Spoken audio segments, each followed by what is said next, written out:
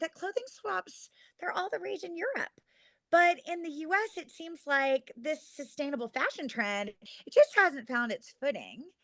Right. And Samantha and I were really trying to figure out what is it about this idea of a clothing swap that turns off the average American shopper. The intentional wardrobe movement, TIWM, stands for T, take back your style.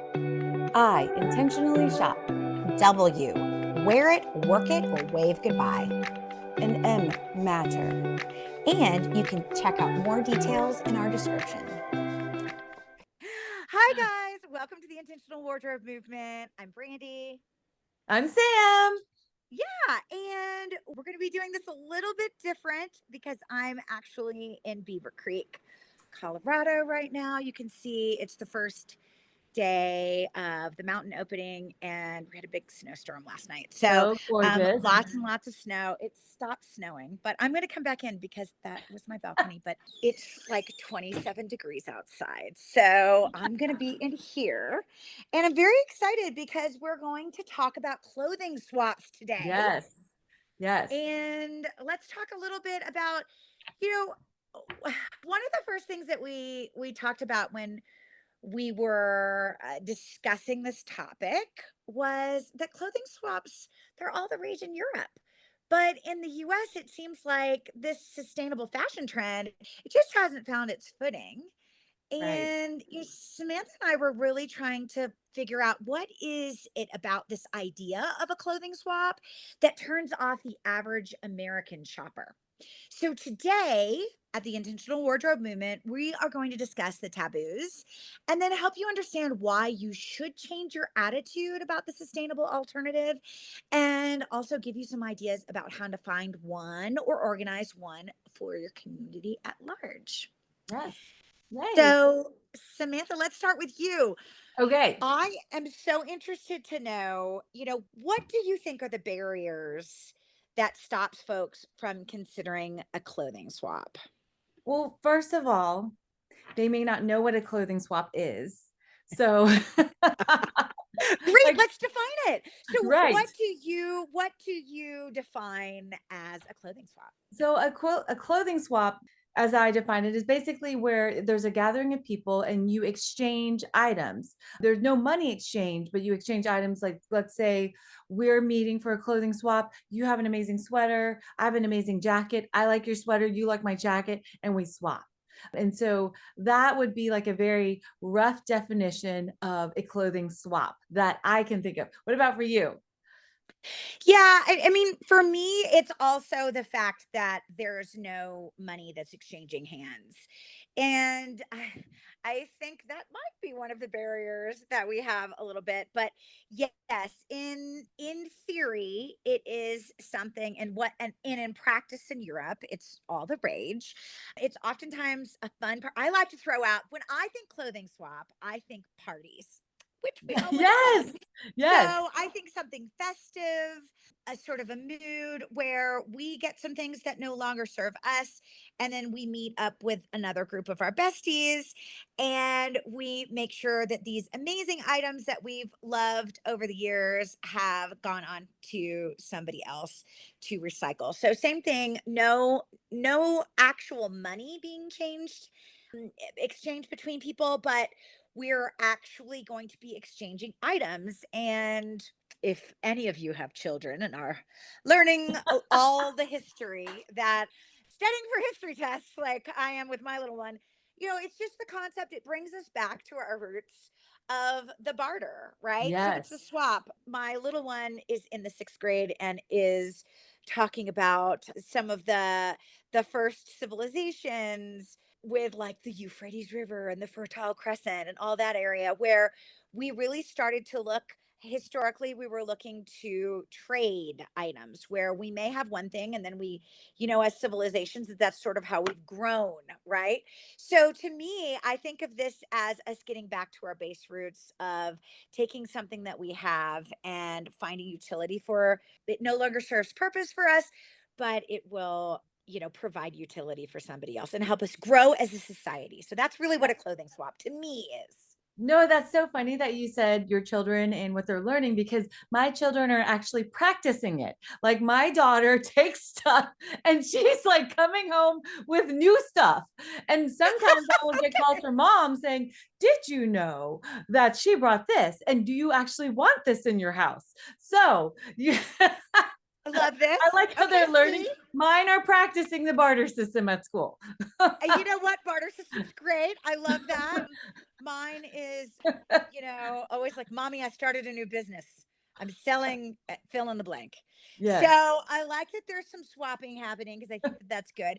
And that's really the focus of Yeah. what we're talking about here today, Yes. because it really has become something that's, on Vogue and every other place, except for some unknown reason. It just really hasn't gained traction here. So, I wonder, A, have you ever participated in a clothing swap? Okay. So I basically downloaded an app called Lucky Sweater, and that's like a clothing swap app, but I never actually participated in it. And because I just hadn't, but I wanted to. So yes, I've downloaded the app, but I never took the actual step further and actually like participating in the swap. Okay, well, I love to hear that because I didn't even know that app existed. So I'm confessing here, I have never done this before. So it's something that I want to do, but I think a lot like others, we really just don't know how to begin. Where do you take that step? And one of the things that I wanted to talk about, and I wrote down a couple of notes just in terms of some of the barriers that I thought of. I mean, what do you think has held you from moving forward with your lucky sweater Well, experience? I guess part of my thing is like, for me, like me just even organizing my own, because my husband had said, like, with all the clothes that you're going to be donating or getting rid of, why don't you just like have a clothing swap or have people come over? But I just didn't know how logistically how you would do it. Is it one for one, or do you have a numeric value on yours and they have a numeric value on theirs? And then if it adds up, or two items add up, then you can swap. Like I logistically didn't know how to do it. And it's interesting that you say that because one of the things that I wrote down was that the business model is confusing. Yes. So I think that just in general, everybody's like, great idea. I I don't know what that means in the end. Right. So yeah, definitely on mine too, because even when I was looking around and I just typed clothing swap groups into Facebook, somebody was hosting a clothing swap and Really? the comments by people were, wait, do I bring money? And do I have to bring it? Was still so unclear to just the general public. And I think you and I are no different because what if I no longer I happen to have the Scoochie tote and I happen to have a client who has a really cute special order Goyard tote that I was like, ooh, maybe I want to do that. But Oh, for example, with this Gucci tote, it was, I don't know, $2,000. And so, like what you're saying, so if I bring it to a clothing swap, because I do want it to go to a good home and I am trying to swap it, is that two tokens? Is that one token? Do we need a token right. system? Do we need a value system? Do we need to say you're only allowed to bring things in XYZ? Do we need to have different racks? So I think that the business model is confusing. Yeah. That's one of the things that I certainly said stood out for me. Another thing that I mentioned was cleanliness. And I know we've talked about that before where there is just a little bit of that creeped out vibe going on with anyone saying, oh, I like the idea of going and doing something in the recirculated market or secondhand market, but like, how do I know that it's clean? So, people are going to be touching things. So I definitely found that as something that would become a barrier. Right. Is I agree with that. what else do you see? No, I think another thing is just honestly awareness. Like, I don't know if people really have heard of clothing swaps, or, I mean, it is like a barter system. And I know people know about consignment or resale, but like you said, in the US, it's not really a thing that I've seen, but I want it to be, you know? Oh yeah, absolutely. One of the things that I wrote down as well was, you know, there's also some emotions that are wrapped up in this. I think it's a lot easier if sometimes if you don't know who is looking at your things, because in general, one of the things that I thought too was, well, I really love this Gucci tote. Like, let's say I bring the Gucci tote and then somebody comes in and they're like, oh, they're like, oh my gosh, I can't believe she bought that. Right. So it is something that, okay, I'm not necessarily loving because it's the size. I wanted something smaller. I need the PM Goyard. And this is a bit large for me. But I think there's a little bit of emotions that are wrapped up in it too. Almost where if you are doing something like a thread up where you just pop it in a bag, or even like a Poshmark, you're not you're not taking the emotional damage of like, Yeah. oh gosh, why did I choose? I mean, probably not the Gucci tote because it really is fabulous, you guys. But Yeah, but it's to you, yeah, right? it's attached to me. So in some ways, I think, am I gonna be offended if I bring something and my Well, like, friends are all like, "Ooh," like, well, "Oh, yeah, what? like Really? exactly. This is what you bought?" Because Like, it's judgment on you. Like you're like, these are my amazing items I have to trade. And if people are like, oh, huh, then it is, it's because it's attached to you. There is this emotional attachment. And so you're gonna feel like kind of slighted or just like, yeah, because you know what I've also read in terms of the logistics of getting this done. There's always a leftover pile. And I thought when I read the word leftover, I mean, my initial reaction was like, "Oh no, I'm gonna have my feelings hurt. I'm gonna organize this clothing swap." They're gonna be like, "Yes, I liked all of your friends' things. When it came to your stuff, they're just gonna be in the leftover donated pile."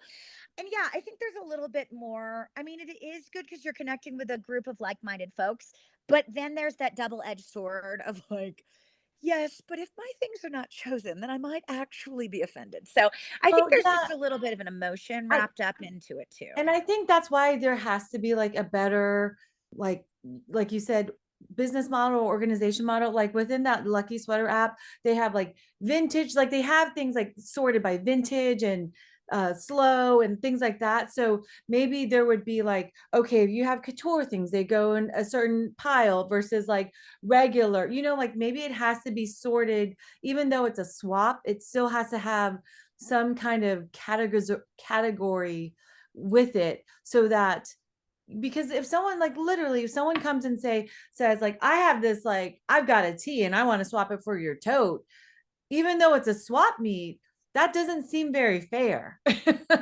Yeah, yeah, I think there's definitely got to be a scoring system Yes. involved in some way or some sort of cap. Like, Yes.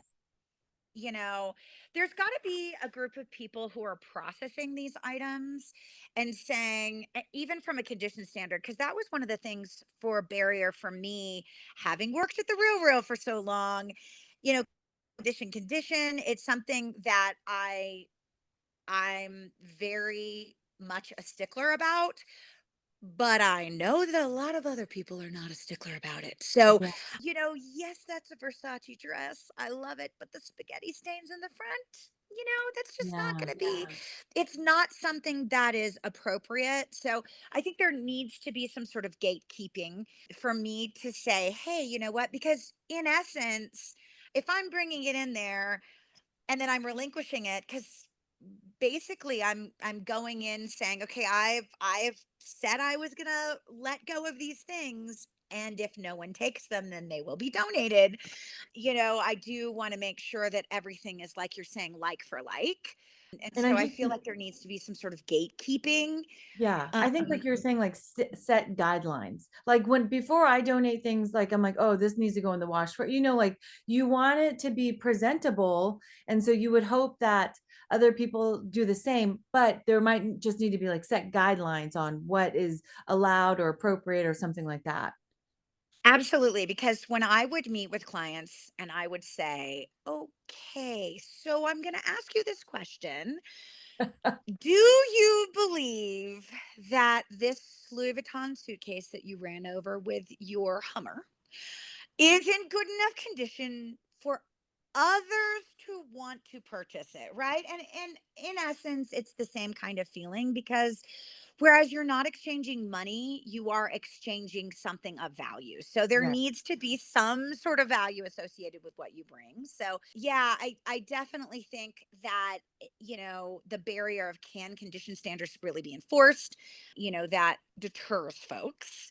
Yeah. But also, one of the things that I wrote down was that in the back of my mind, I think really, I mean, is the benefit really enough? Most people are bringing things that they don't want. And so in their mind, is it equal?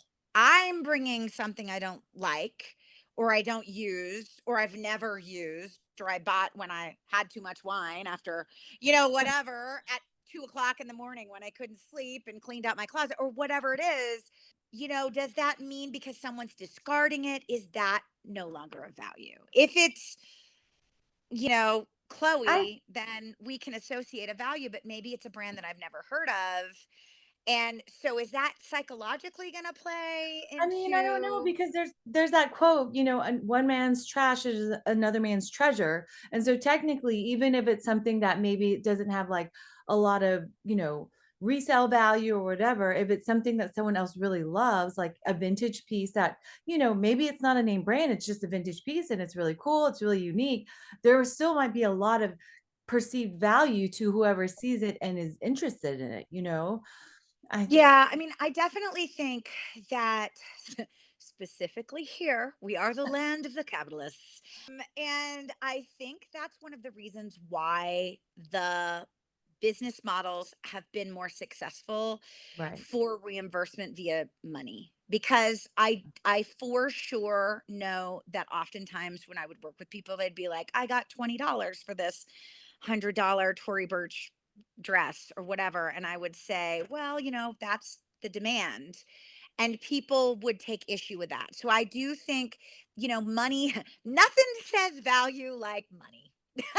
Yes, yes, I I, know. I I mean, I do think that that's something that is very American. We genuinely believe in dollar reimbursement for something. So yeah, I think that definitely having a clear-cut way of understanding value is important, because I can see that being a big impasse well, for a lot of people. yeah, because well, also if you look at like the American closet versus the European closet, I'm sure the sizes are just like very different. Like a lot of us have like a lot more than we actually need versus maybe in more traditional European households, they have like what they need versus more than what they need. And so like if they have, I mean, they may have a very like like high quality knitted wool sweater, but maybe they're just tired of it and they want to swap it out for someone else has like a beautiful cashmere sweater,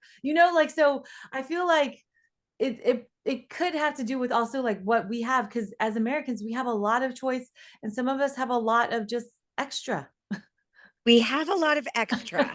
Yes, and we want to hold on to that value. So, yeah, I would be interested to see, and I would almost say that maybe, because we all know I have my three-part staging system in my closet, but I would almost say, because I do have a pile for, something that I know I can sell, and then something that I know maybe the brand, it's not on the brand list for the Rebag or the Vestiaire or the Real Real or Thread Up or whatever. So I know that I could still donate it to a women's shelter or whatever happened to be local. Maybe there needs to be that pile for the clothing swap as well. And it's just practice. It's something that we just need to add in, to our day to day. But it is interesting to me. I would I would be interested to see if people really would pull something out of that pile where they know that they could get a higher resale value out of it, because in their mind they're Oh, getting cash back. I So, see. what Yeah.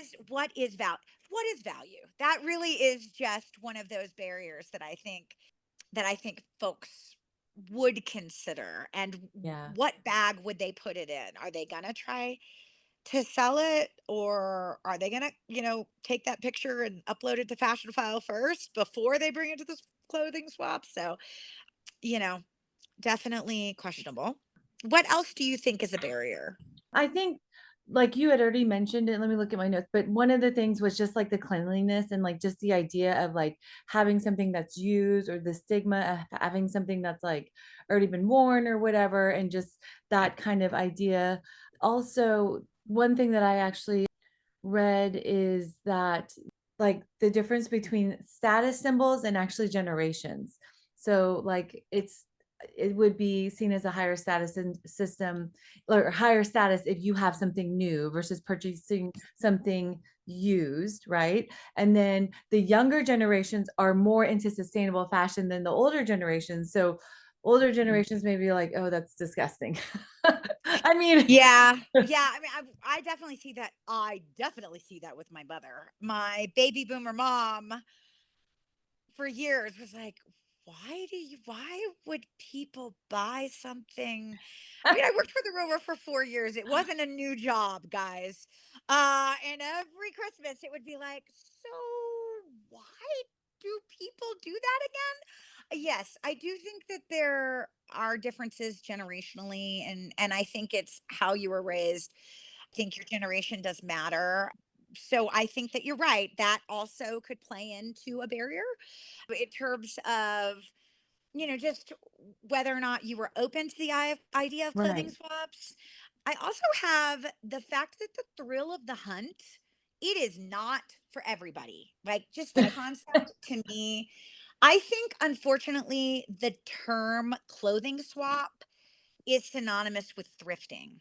Yeah, And I agree. I agree. people, there are a lot of people that have that like, oh no, I have to have a little bit of distance between sort of that dump bin mentality of like sifting through piles.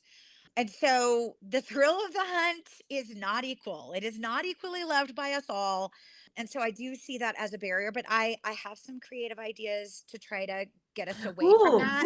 I would love to hear that. Yeah, so when we talk about that a little bit, I also talked about, well, there are two requirements that I think play into this barrier. One of them is it requires more of your time. So it is, attending a clothing swap is a lot more work than putting it in a thread up bag Yes. Oh, and for just sure. sending it into the nether, right? You really have to go. So it requires you to not only like you have to like pack your stuff up and you have to attend, put it on the calendar, or maybe get a babysitter, whatever it is, find a date that works for you. Convince your husband, like, please watch the kids. So there's just a lot more to it than maybe some of these easier solutions than like texting your personal stylist to come recirculate your stuff, or the real to come swing by and do a porch pickup. Like, it just requires a little bit more of you, possibly 2 hours of your time. That's, you got to get in the car, maybe get in the subway, whatever you have to do. So, got to Yeah. pack it up, carry it. But then in the same vein, I think it also requires you to interact with people. And post COVID, it's as not as specifically for generations, because I see Gen Z, they get together like my son, they spend a lot of time on Discord, they have a headset, they play video games, but it's much different. Sam and I actually get together. Like, we have dinner. Like, we Right. will eat lunch together. Like, we'll get together for smoothies. We have a little bit more of a social interaction.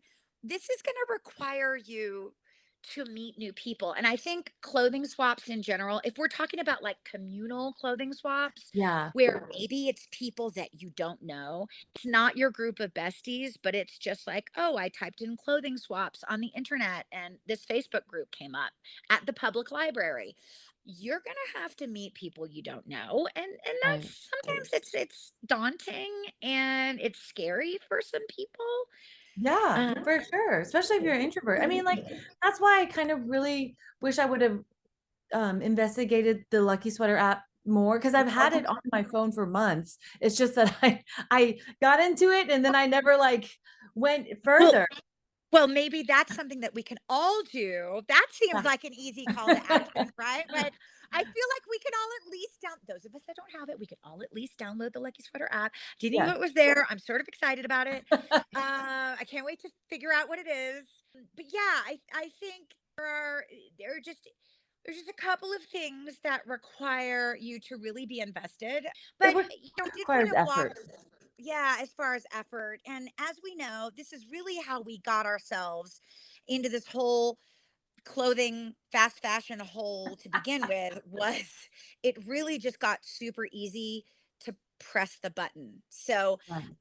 I do feel like that's a pretty strong vibe that we're rocking right now in America. It's just, if it's too hard, we don't want to do it. We don't want to take the time. So, you would have to get over that fear of really I making know. an effort, y'all, But to get in. I do feel like our in general our society is starting to like get back more to a communal system in a way. Don't you feel like it's swinging back that way? Yeah, I do. I think that it's gotten better. I think we see, there you go. I think it's gotten better. Well, Yeah. I do think that ease is top of mind for us. Just because, my husband owns some coffee shops, and I have to tell you, some people are like, yeah, they'll do a pour over. And I mean, pour over takes like 8 minutes or something. And people be like, yeah, that just takes a really long time. I'm like, it just takes a long time to get that cup of coffee. We're just a society where if it's not in 20 seconds, my children don't even know what, like, they don't even deal with commercial. Like, I they know. don't, Hulu, they were like, what is this? I don't, and I was like, I don't know. I pay like $9.99 a month, and I don't know why I have to watch ads. It's like, I'm not 100% sure why I paid for the subscription, and we still have to watch ads. The kids are like, I don't want to watch this Sky Rizzy commercial again, and this Tide commercial, and I'm like, can you only imagine what it was like to be us Oh growing my up? gosh. We try to And explain it to them. Like, yeah, we can't it's watch whatever we want on demand. We had to wait till Saturday morning for that cartoon to come on at that time. And if you missed it, 6 you missed a.m. Schoolhouse rocks, y'all. We all loved it. Oh, yeah, I was up at 6 a.m. Couldn't get up at 6 a.m. to go to school. But when it came time to the Saturday morning cartoons, I was there. it. That was Yes. my thing. Yeah, I definitely think we're going to have to just let go a little bit of that convenience and Yeah. be okay with it. And, if we're going to move over to the side of the clothing swap. So I do want to hear, I want to hear your resounding rah rah. This is what we should be doing. Why do you think, Sam, that clothing swaps should be a solid, sustainable option for us Oh my gosh. when your current wardrobe items no longer serve you? Like, what is it that will make, like, what can we do? Why do we need to do this? I'm like, okay, well, to me, it just seems like such a fun idea because number one, I know you said you might not know the people, but number one, there is somewhat the thrill of the hunt because technically you're bringing items that no longer serve you, right? You maybe are tired of them, maybe they don't fit you, they just don't work for you anymore. And then you're going to potentially get new items. So that's kind of like shopping, but it's like without exchanging money. I mean, so it's like, what's I bad also about put that? that down there. I totally put down there feel good shopping, Yes, because without spending anymore, right. without getting anymore, but it's like feel good shopping, guys. It's a Yes, way to refresh without the guilt. And yeah. that is such a positive. It's I'm with you on I that. think it's so positive because your stuff is going to somewhere like someone who's going to get to use it. You get to use something new like from someone else. I feel like it's such a great sustainable way. And that's why I'm like, why don't we have more of this? I don't know. Oh, I feel that way too. One of the things that I put down there was extending the life of something that no longer serves you is an environmentally conscious way of reducing textile waste. yeah. What we we will be able to know exactly where our items are going. And there's value in that Yeah. because, number one, I mean, our efforts to recycle clothing, honestly, they're well intentioned. But I read an article the other day, and I was sharing this with Sam. Read an article the other day where a group actually put some Apple AirTags inside of some denim that they were trying to recycle. They went to several different retailers and then they followed the process. And let me tell you, it's very difficult to recycle some of these products. A lot of these synthetic fibers, they can't be recycled. They're burned or thrown in a landfill. So, we have good intentions, but it's just not happening the way that we think it's happening. And as a matter of fact, Sustainable America writes in 2022 that 85% of the clothing in the US donated ends up burned or in a landfill. And that's 85%. So this is a way to look someone in the eyes and know for sure this pair of jeans is going to my friend Sam, or this Yeah. pair of jeans is going to that lovely lady who lives, in the town next to me, or whatever it is, to be like, hey, I know it didn't just get dumped on the shores of Ghana, right? So this Yeah. is definitely a positive.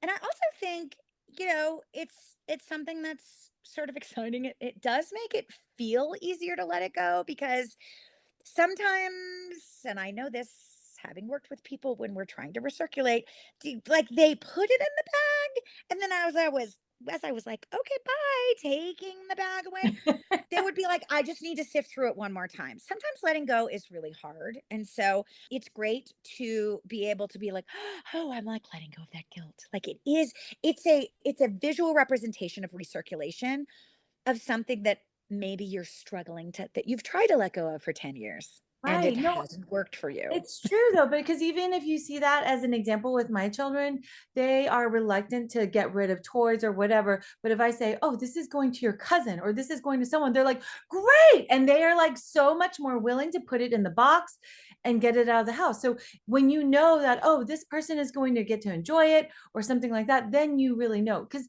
it's the same thing with recycling in our city. Like Don, my husband told me, like, Sam, all the things you think you're recycling, you're really not. And I'm like, oh, okay. It's true. And I'm so diligent about that. I like wash everything out. I look at the number. Look, Right. quick, that doesn't have a one through. I know the numbers and I'm really, really crazy about that. But I watched it was on social media and I can't remember who it was, but they were in, I believe it was Michigan, and they went down to their local recycling plant and they showed what was really happening. And I was like, oh, like tears, like all the work It's I've so done over the sad, years. I know. But I mean, like, Yeah. I know when we were in Germany, I mean, they're so like it's very different in Europe. I mean, they had sorting for like tree branches, and then like, I mean, it was very meticulous about how they sort things. And here it's not, and I guess it's not the same. Another thing that I wrote down as why I really believe that clothing swap should be a solid, sustainable option for us is that it provides a manufacturing neutral option for us. It gives us the ability to say, hey, I'm not creating another item out there. Right. And that's really important. Oliver Franklin Wallace's book, Wasteland, stated that currently, we roughly have 80 to 150 billion garments on the planet, even though we only have a population of about 8 billion people. Yeah. And that means something. I know sometimes when we shop the secondhand market or sample sales, we always say, like, oh, yeah, you know what? They are already manufactured and we're good. But this is such a great option as well to say, you know what, I'm going to take a real stand on this and make sure that I'm not promoting that demand out there. Just another opportunity for us to find things that could really provide value in our own wardrobes. Yeah, for sure. I mean, it's definitely helpful for the resources. And there have been examples like basically saving resources because these clothing are already made and we're just swapping so nothing is being remade and to create a demand for that. Absolutely. So I am team manufacturing neutral. It's Yes. always a great opportunity and it just gives you an additional resource to find unique pieces that could be Yes, really great. I So agree. I'm 100% on that. And then, yeah, I think, one of the things I also wanted to talk about today is what are the options? I know you talked about your app that you had found. I also found some opportunities on meetup.com. Oh, But cool. yeah, I have to say though, it was sort of limited. Oh. I did type in Fort Worth, there was nothing. I typed in Dallas, and for clothing swap, interestingly enough, it was a nudist group. Don't know how much, like, I don't know about that, but and that was in Dallas. But yeah, Maybe not gonna join that one. yeah, I mean, I don't know. I don't know about that, but I do have to say that some of them looked legitimate and great cities, just unfortunately not ours. But yeah, I found some opportunities on Facebook groups if you just type in clothing swap as well. Are there any other opportunities that you know about? I saw these. Okay, so these are listed, but I did not actually do any investigation on them. In the US, there's the Swapaholics, which is based in Boston, and apparently they organize like large scale swap events. And then the Clothing Swap, which is based in San Francisco, has regular events and it's like a community thing. And then there's other global things like the Big Wardrobe Swap is based in London, and then Clothing Exchange in Australia, and the Yeah. Swapo Yeah. Rama, which There's is one in Paris as well. I can't oh, remember the name. So if you're in Paris, oh, that you would be fun to definitely have go to. to. I heard great things about this place. Yeah, I did want to make sure that we left some pretty good ideas for our folks about how to organize one for your own community. I think for me, I pointed out on when I was writing down my notes was to really make sure that when you're coming up with that guest list, I think in my mind, it's important to find folks that are going to have similar tastes. Yeah. So, I mean, I would probably group them together, sort of like when you're planning a dinner party. Mhm. You're like, okay, I know this group gets along really well, and I know this group gets along really well. I would say probably certain folks, you have that group of people that you know. Like, for example, Sam and I have a group of friends who we know are definitely into shopping. They're fashionistas. It would be something that they would have a little bit of a different group of items than maybe some of the other groups of friends that we might have, like maybe the mommies from school or whatever. So I do think I would make sure that I was very focused on who I invited and Very how I smart. invited. Yeah. And then I also put down there that I also think that I would limit the number of items that are being brought in. Because if you're organizing something, especially for the first time, you just want to make sure that people are bringing quality over quantity. Yeah. Just from my years of working at the Real Real, I know people like to just clean the closet and just dump. But, we want to encourage not the dumping, right? Like we want to encourage maybe a little bit more of the curating when we are bringing something to the clothing swap. And then again, like we talked about earlier, possibly even setting a number. One of the ideas that I had was get different clothing racks and have a retail value bracket, Oh, because I that's a think good one. that's the Yeah. best way to do it. I think investing in clothing racks with uniform hangers, because I'm really into that. It's visually appealing, but also just saying, okay, this would be anything. So if you do have that Chanel blazer, it's going to be in the appropriate category so that, there's not swapping amongst the Chanel blazer and the mother denim jeans. You know what I Right. mean? Yeah, what did you put on there? So mine was similar, but yours is much more detailed. I said start small. So begin with a small group of friends or coworkers to test a concept. So I was thinking like maybe 3 to 5, maybe even just you and just one friend if you just want to really test it out. And then set clear guidelines. For example, like what's accepted, have to be clean, gently used, seasonally appropriate, and then how the swapping process will work, which that's the part that's always been like a little bit difficult for me. And then make it a fun atmosphere, like corporate music, snacks, like just so make it like kind of like a dinner party or kind of just something fun where you and your girlfriends are getting together, like doing something great. And then plan for leftovers in advance. So like afterwards, is everyone going to take their leftovers home? Are they planning to donate the leftovers to like an organization? So like plan what to do with the leftovers and make sure that is communicated with everyone. So, like so basically just a lot of communication from the get-go. And I think that's the part that would make this a successful clothing swap, especially if you're starting really small and like with friends. I also wanted to say, make sure you got the food, the drinks, and the music, because you got to create the right vibe, right? So Right. you do want it to be fun. And I think if you pitch it that it's going to be an exciting opportunity, then of course that can create a little bit of buzz and then set the right vibe. Yeah, for sure. For sure. So that's really fun. Talk about our call to action Yes. for the week. So, what Okay. are we going to encourage folks to do this week, Sam? Well, we can encourage them to download the Lucky Sweater app, and or we can encourage them to try to organize a very small clothing swap if they'd like. The Lucky Sweater app is much less effort just to see what it's about. Yes, indeed. Yes, indeed. I mean, I think that the challenge, and we possibly will have to do this. It might be a really good follow-up. I think it would be fun for us to record that too and share it with our folks here, just to sort of show you where our pain points were. Yes, let's all download that app and try that out, and then yeah, and let's see what happens when we try it out with a small group of besties. This could be a fun little experiment. We can all report back to each other, right? Absolutely. Okay. Well, cheers to A Conscious Closet. We'll see you next time. Bye.